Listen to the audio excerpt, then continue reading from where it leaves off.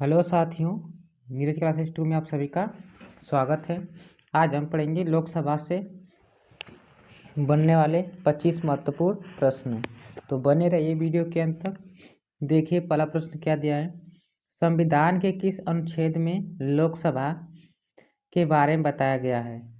तो संविधान के 21वें 81 अनुच्छेद में बताया गया है संविधान के लोकसभा के बारे में। आगे देखिए अगला प्रश्न क्या दिया है। अगला प्रश्न दिया है, धन विधेयक का केवल कहाँ पेश किया जा सकता है। तो धन विधेयक का केवल लोकसभा में ही पेश किया जा सकता है। ऑप्शन बी इसका राइट आंसर सही है। आगे देखिए अगला प्रश्न क्या दिया है। किस विधेयक को धन विधेयक और घोषित कर सकता है। कौन घोषित कर सकता है। तो देखिए इसे कौन घोषित कर सकता है। तो लोकसभा अध्यक्ष। कौन घोषित कर सकता है। लोकसभा अध्यक्ष। ऑप्शन डी इसका राइट आंसर सही है। आगे देखिए अगला प्रश्न। अगला प्रश्न दिया है, संविधान के किस अनुच्छेद में धन विधेयक के बारे में बताया गया है। तो संविधान के 110वें अनुच्छेद में बताया गया है धन विधेयक के बारे में। ऑप्शन डी इसका राइट आंसर सही है।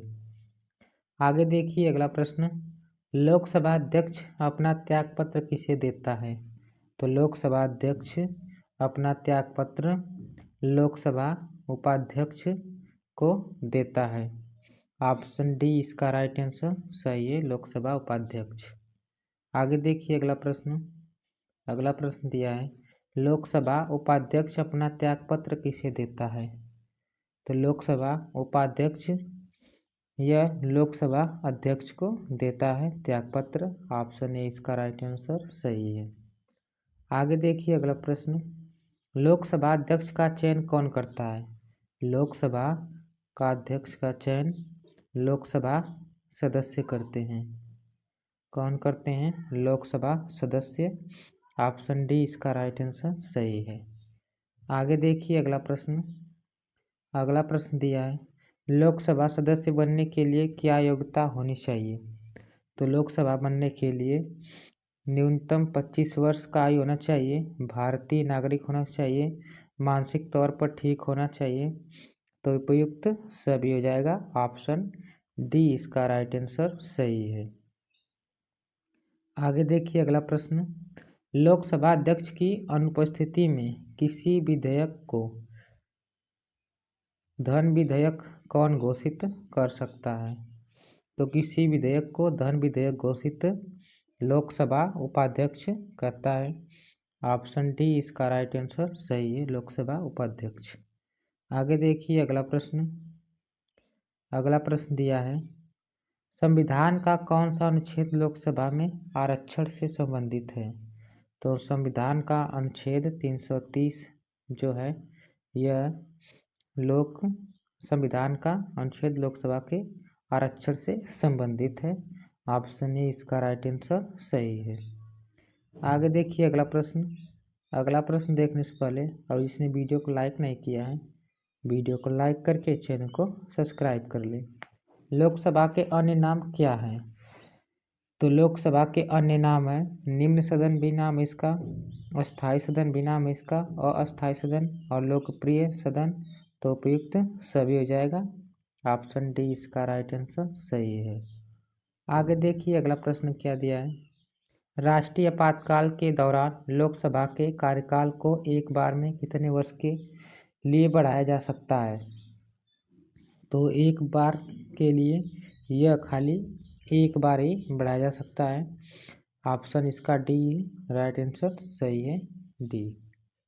आगे देखिए अगला प्रश्न, 22वें संविधान संशोधन 1976 के द्वारा लोकसभा का कार्यकाल 5 वर्ष से बढ़ाकर कितना कर दिया गया था। तो यह बढ़ाकर 5 वर्ष से 6 वर्ष कर दिया गया था। ऑप्शन बी इसका राइट आंसर सही है, 6 वर्ष।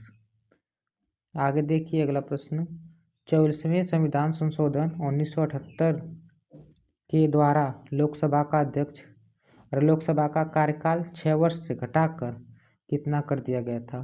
तो 6 वर्ष से घटाकर 5 वर्ष कर दिया गया था। ऑप्शन ए इसका राइट आंसर सही है, 5 वर्ष। इसके बाद आगे देखिए अगला प्रश्न क्या दिया है। अगला प्रश्न दिया है, धन विधेयक को राज्यसभा अधिकतम कितने दिनों के लिए रोक सकता है? तो धन विधेयक को राज्यसभा अधिकतम यह कितने दिन के लिए रोक सकता है? तो यह 14 दिन के लिए रोक सकता है। ऑप्शन डी इसका राइट आंसर सही है, 14। आगे देखिए अगला प्रश्न, कौन सा सदन जनता द्वारा प्रत्यक्ष रूप में निर्वाचित सदस्य है? तो इसमें से कौन सा सदन है जो जनता द्वारा प्रत्यक्ष है?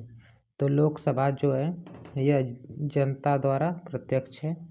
ऑप्शन बी इसका राइट आंसर सही है, लोकसभा। आगे देखिए अगला प्रश्न दिया है, कौन सा सदन भारत में जनता का प्रतिनिधित्व करता है? तो इसमें से लोकसभा जो है भारत की जनता का प्रतिनिधित्व करता है। ऑप्शन सी इसका राइट आंसर सही है। आगे देखिए अगला प्रश्न, वर्तमान में लोकसभा के कितने सदस्य को राज्य की जनता सीधे निर्वाचित करती है? तो वर्तमान में 530 लोगों को जनता सीधे निर्वाचित करती है। ऑप्शन बी इसका राइट आंसर सही है। आगे देखिए अगला प्रश्न क्या दिया है। अगला प्रश्न दिया है, लोकसभा के सदस्यों की अधिकतम संख्या कितनी होती है? तो लोकसभा के सदस्यों की संख्या अधिकतम 552 थी। कितना? 552। ऑप्शन सी इसका राइट आंसर सही है, 552। आगे देखिए अगला प्रश्न क्या दिया है, लोकसभा में वर्तमान सदस्य की संख्या कितनी है? तो लोकसभा में वर्तमान सदस्यों की संख्या 545 है। 545 ऑप्शन ए इसका राइट आंसर सही है, 545।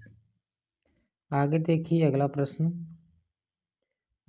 दिया है, किस संविधान संशोधन द्वारा लोकसभा के सदस्यों की संख्या 525 से बढ़ाकर 545 कर दी गई? तो यह 31वें संविधान संशोधन के द्वारा 525 से बढ़ाकर 545 कर दी गई थी। ऑप्शन ए इसका राइट आंसर सही है। आगे देखिए अगला प्रश्न, संविधान के अनुच्छेद 82 के अनुसार लोकसभा की सीटों का राज्यों के मध्य आवंटन किस वर्ष की जनगणना के आधार पर है? तो यह 1971 के जनगणना के अनुसार था। तो 1971 कौन सा ऑप्शन है? ऑप्शन डी इसका राइट आंसर सही हो जाएगा, 1971 डी सही है। आगे देखिए अगला प्रश्न दिया है, लोकसभा में राज्यवार सीटों का आवंटन सन 1971 की जनगणना पर आधारित है। यह धारणा किस वर्ष तक यथावत रहेगा? तो यह जो धारणा है 2026 तक चलेगा। कब तक? 2026 तक यह चलेगा। फिर इसके बाद इसमें संशोधन होगा और सीट बढ़ेंगी। 2026 तक चलेगा और सीटें बढ़ेंगी इसमें, और कम भी हो सकती हैं।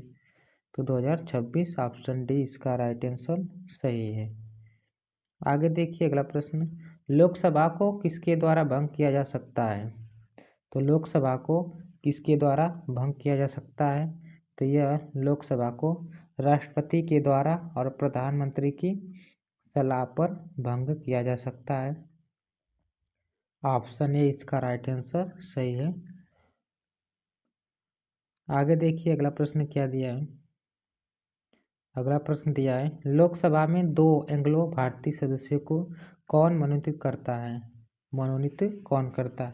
प्रधानमंत्री की, उपराष्ट्रपति की, राष्ट्रपति की, लोकसभा स्पीकर? इसका आंसर आप लोग कमेंट सेक्शन में बताइएगा कि कौन सा सही है। तो 25 क्वेश्चन कंप्लीट होते हैं। मिलते हैं अगले वीडियो में। जो पहली बार इस चैनल के माध्यम से जुड़ रहा है तो चैनल को सब्सक्राइब, लाइक, शेयर जरूर कीजिए। तब तक के लिए धन्यवाद।